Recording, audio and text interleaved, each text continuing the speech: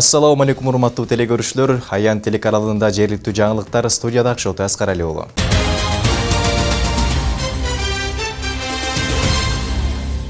Алмазбек Атамбаев Бириккен Улуттар Уюмунун өкүлү Драганов менен Борбор Азиядагы кырдаалды талкуулады. Бириккен Улуттар Уюмунун Борбор Азия үчүн превентивдүү дипломатия боюнча аймактык борборунун башчысы Петко Драганов Бишкекке келди.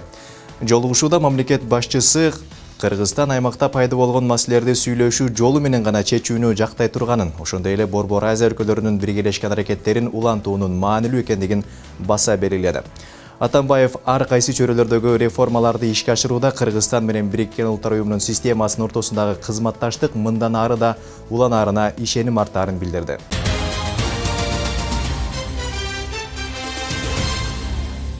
Бишкек мэри троллейбус айдоочуларынын маянасын 50%га көтөрөм деп сөз берди.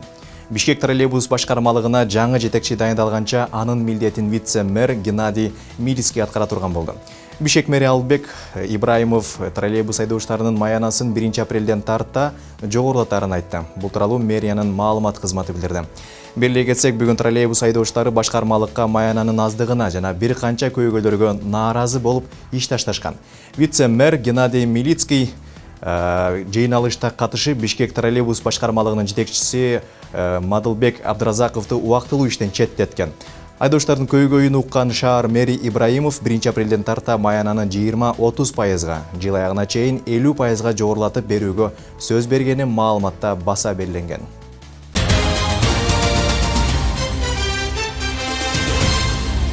Кытайда кыргыз балы аталышындагы соода үйү ачылды. Соода борборунда Кыргызстандан барган бал менен айыл чарба продукциялары сатылат.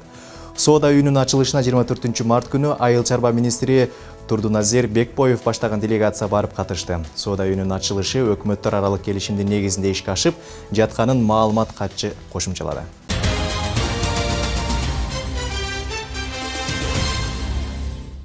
Өзбекстандагы кыргыз элчиси Бишкекке чакыртылат. Тышкы иштер министрлигинин расмий өкүлү Нурлан Сүйөркулов Ташкенттеги элчи кеңешүү үчүн чакыртылат.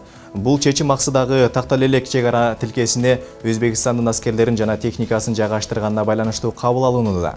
Аксыда чек ара күчөтүлгөн тартипте кайтарылууда. Кыргызстандын чек ара кызматы тараткан маалыматка ылайык Кербен-Ала-Бука жолунда күч кызматкерлери күчөтүлгөн тартипте иштөөнү улантууда. Эки тараптан тең 8ден аскер турат. Чек арадагы абалдан жалпыга маалымдоо каражаттары бейөкмөт уюмдардын өкүлдөрү тынымсыз кабар алышууда. Ушул тапта кыргыз-өзбек чек арасында кырдаал туруктуу.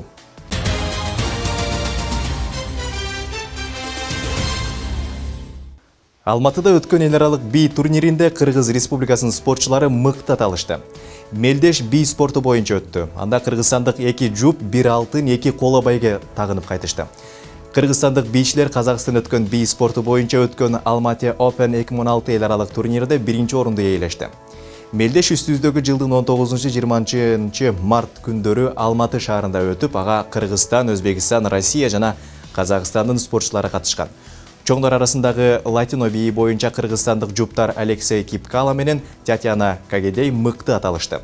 Ал эми юниорлор категориясында кыргызстандык бийчилер Никита Герасименко менен Кристина Мельникова 2 коло байге тагынышты.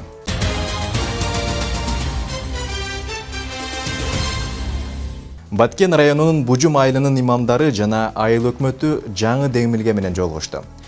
Алар коомчулукка көптөгөн залакасын тийгизген спирт ичимдиктерди сатууга тыюу салуу жаатында жергиликтүү дүкөндөрдө түшүндүрүү иштерин жүргүзүү боюнча жыйын өткөрүштү. Демилген аксакалдар жана жаштар колдоого алышып, учурда ичимдик саттырбоо боюнча пикир алышуулар жүрүүдө.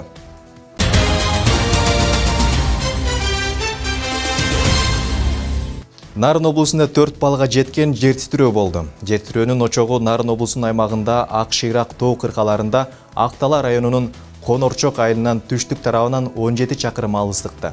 Жолок Кайын айылынан түндүк чыгыш тарабынан 18 чакырым алыстыкта. Аккыя айылынын түндүк батыш тарабынан 20 чакырым алыстыкта.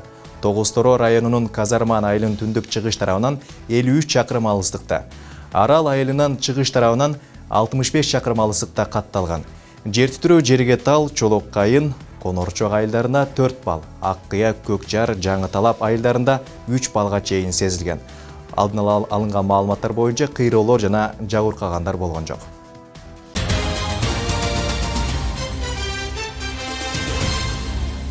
Жалал Абадта жер көчкүнүн кесепеттери жоюлду. 23 мартта Алмалы Булак айылында таңкы саат 8:30 чамасында көлөмү 52 000 метр куб өлчөмдөгү жер көчкү түшкөн болчу. 24 мартта Сузак районунда жер көчкүнү тазалап, суунун нугун буруу иш-чаралары бүткөрүлдү. Алмалы Булак айылында 55 кожолуктуу суу каптоо коркунучу жоюлуп, 18 үйдө электр жарыгы бериле баштады.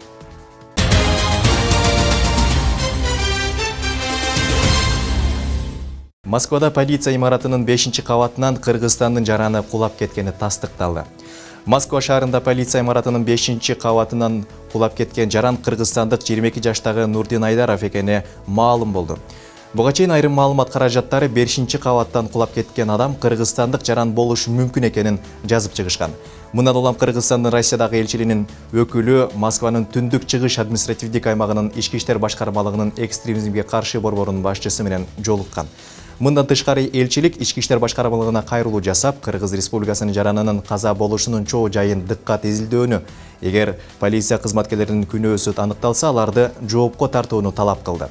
Учурда Россиянын тергөө комитетинин башкы башкармалыгы бул маселени иликтеп жатат. Муну менен бирге окуя Кыргызстандын тышкы иштер министрлигинин көзөмөлүндө экенин аталган мекеме белгилейт.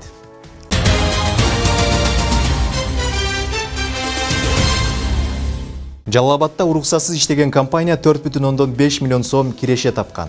Эски скважиналарды капиталдык ремонттон өткөрүп, чийки нефть өндүрүү менен алектенип келген компания геология агенттигинин уруксатысыз казуу иштерин жүргүзүп келген.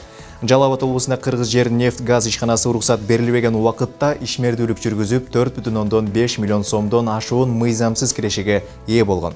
Бул тууралуу финансы полициясы билдирди.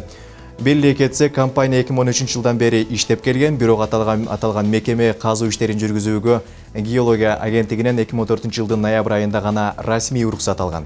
Буга чейин деле иштеп келген ишкана 4 576 915 сом өлчөмүндө мыйзамсыз кирешеге ээ болгон. Бул боюнча кылмыш иши козголуп, тергөө амалдары жүрүүдө.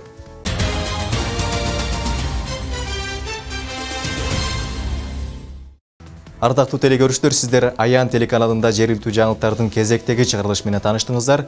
Студияда кызматыңыздарда Акчолтой Аскарали уулу болду. Ал эми алдыда сиздерде аба ырайы күтүп турат. Эмки эфирге чейин ассаламу алейкум.